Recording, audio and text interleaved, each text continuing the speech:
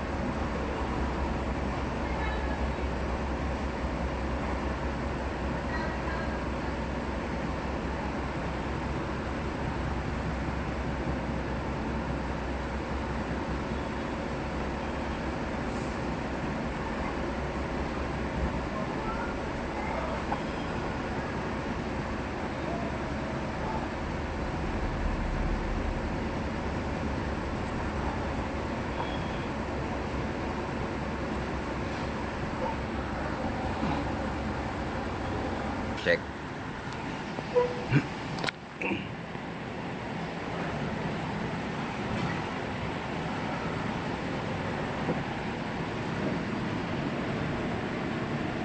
Bale, sabog na po yung magenta.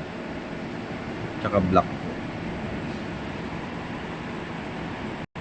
Nandito naman po ang amin ink tank area. Ang last disposable ay waste tank ay Wednesday po.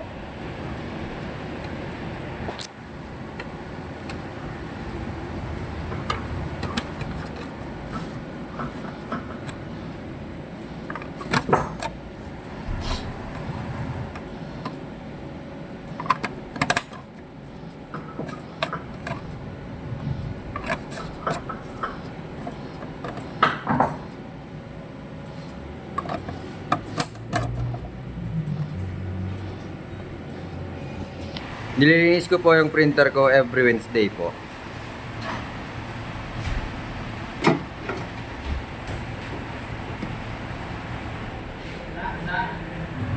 Sa PC naman po, ang hard disk level sa C po, sakto lang po. At 75 views po. May updated antivirus, USB blocker. Deep freezer po, para iwas virus. Nag-delete ako this week ng 2 gig lang po. Yun lang po. Thank you.